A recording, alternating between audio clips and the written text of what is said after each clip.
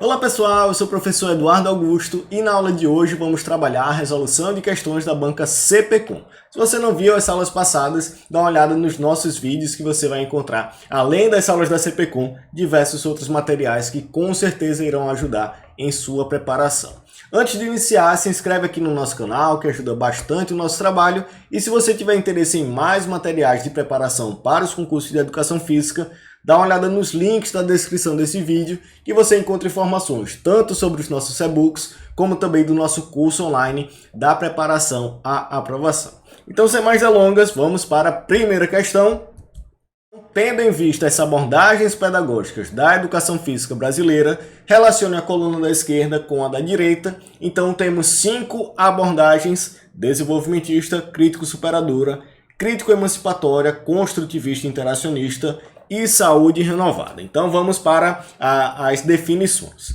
Primeira delas, compreensão da aquisição dos conhecimentos, valorizando a questão da contextualização dos fatos e do resgate histórico da cultura corporal. Então, as abordagens pedagógicas são temas que, de fato, a gente tem que focar nas palavras-chave, naquelas informações que são fundamentais e que as bancas, de fato, exploram na resolução dessas questões. Então, já trabalhamos essas palavras-chave tanto nas aulas de abordagens pedagógicas, na gratuita que temos aqui, e também na parte 2 que temos em nosso curso, e também no nosso mini curso de abordagens pedagógicas, na nossa minissérie, que são as abordagens pedagógicas em 1 minuto. Nela, nós trabalhamos exatamente essas palavras-chave de cada uma dessas abordagens. Nesse caso, nessa primeira alternativa, nós vamos ter a valorização da contextualização dos fatos e do resgate histórico da cultura corporal. Nesse caso, essas palavras-chave nos fazem identificar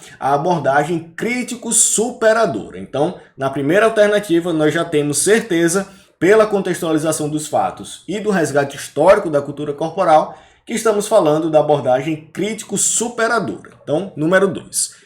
Na segunda, nós vamos ter compreensão da importância da linguagem no agir comunicativo como uma forma de expressão de entendimentos do mundo social. Então, quando a gente fala dessa importância do movimento como uma linguagem, da expressão do movimento como uma linguagem nesse agir comunicativo, nós vamos estar falando da abordagem crítico-emancipatória. Então, já temos a segunda alternativa com certeza, 2 e 3.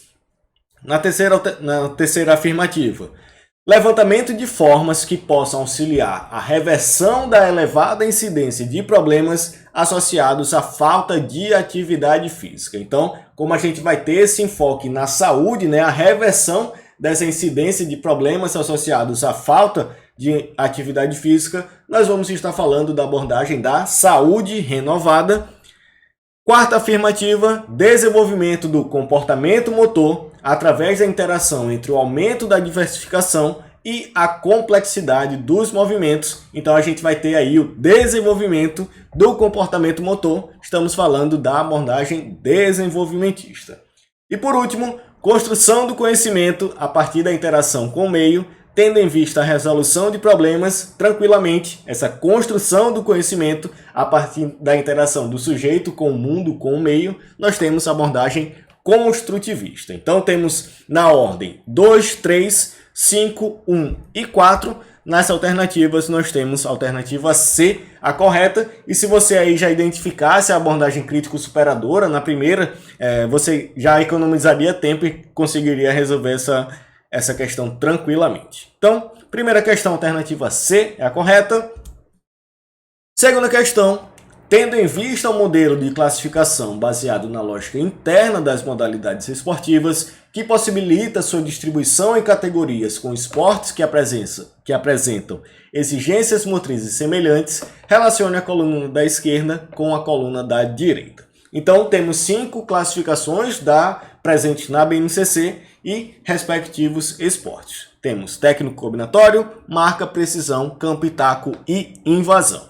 O primeiro esporte trabalhado é o golfe, e aí já é uma pegadinha que vai pegar muita gente, inclusive muita gente acabou errando essa questão no concurso justamente por conta disso. O golfe, ao contrário do que parece ser um esporte de campo, e taco, na verdade o golfe é um esporte de precisão, já que a sua principal característica é a gente arremessar, lançar um objeto buscando acertar um alvo específico. Então, por isso, o golfe é um esporte de precisão. Já temos aí número 3, né? Muito cuidado com essa pegadinha. Os saltos ornamentais são classificados como esportes técnico-combinatórios, já que tem como característica aí serem avaliados, né, o movimento ser avaliado a partir de padrões técnicos e também a partir de padrões de execução propriamente dita. Então, nós temos saltos ornamentais como esportes técnico-combinatórios. O rugby é um esporte de invasão, a ideia é a gente levar um objeto para uma meta defendida pelo adversário. O cricket, um esporte de campo e taco, e o remo, um esporte de marca, né? A gente tem como objetivo no remo fazer aquele percurso no menor tempo possível. Então, esporte de marca. Temos então 3, precisão, saltos ornamentais 1, rugby 5, cricket número 4 e remo número 2. Nesse caso, nós temos a alternativa E, a alternativa correta dessa segunda questão. Questão clássica sobre classificações dos esportes na BNCC. Terceira questão, a terminologia empregada na cinesiologia e biomecânica é de fundamental importância para a atuação cotidiana do profissional de educação física. Dessa forma, analise as afirmações a seguir. Primeira, quando o ângulo relativo entre dois segmentos adjacentes aumenta, dizemos que houve uma extensão. E aí, perfeito, né? Se a gente tem o aumento do ângulo entre dois segmentos, nós vamos ter de fato uma extensão. Se fosse a diminuição desse ângulo, nós teríamos uma flexão. Primeira afirmativa, então, correta.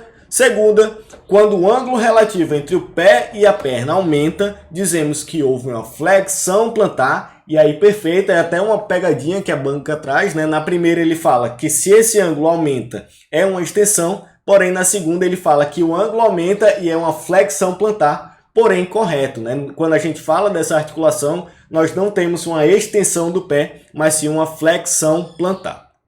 Então, segundo, correto.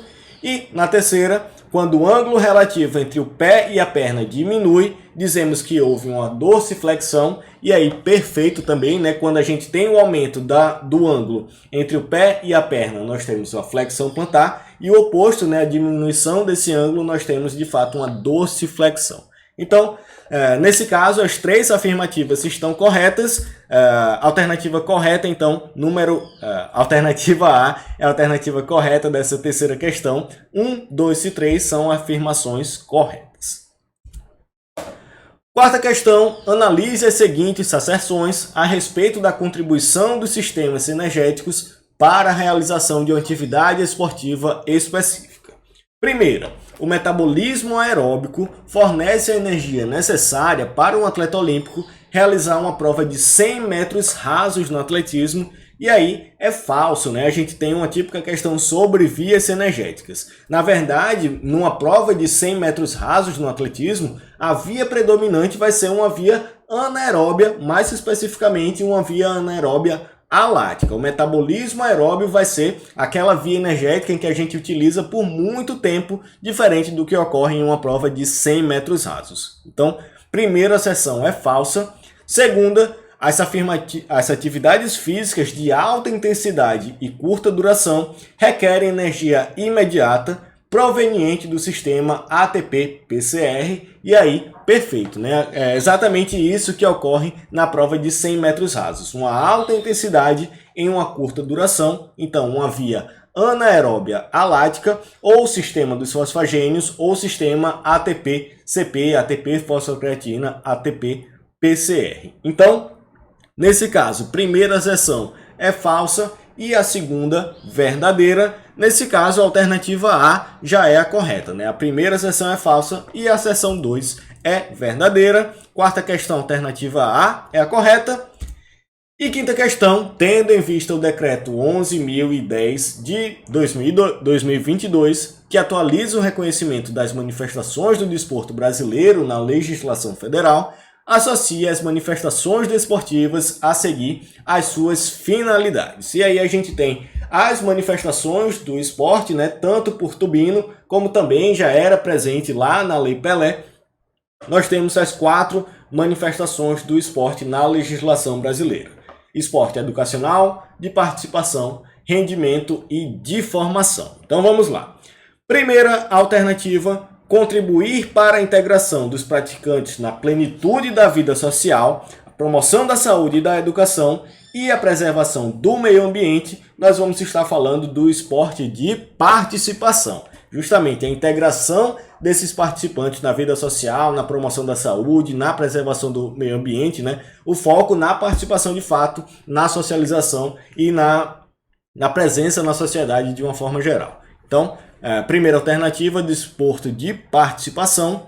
Segunda, obter resultados de superação ou de performance relacionados aos esportes e de integrar pessoas e comunidades do país e de outras nações. Nós vamos estar falando de obtenção de resultados, superação de performance. Nós estamos falando do esporte de rendimento. Então, já temos aí na ordem 2 e 3, esporte de participação e esporte de rendimento. Terceiro, promover os aperfeiçoamentos qualitativo e quantitativo da prática desportiva em termos recreativos, competitivos ou de alta competição. Nós vamos estar falando do esporte de formação, não é esporte de rendimento, já que poderia ser o aperfeiçoamento para o esporte recreativo, né? Não apenas o competitivo. Então, nesse caso, é o desporto de formação. E por último, alcançar o desenvolvimento integral do indivíduo e a formação para o exercício da cidadania e a prática do lazer. Nós vamos estar falando do desporto educacional. Então, na ordem 2, 3, 4 e 1. Nesse caso, a alternativa B é a correta da quinta questão. E com isso, finalizamos a nossa terceira aula da banca CPCom. Lembrando, se tiver interesse em mais materiais, dá uma olhada no link da descrição desse vídeo e qualquer dúvida, fico à disposição. Então é isso, muito obrigado e até a próxima.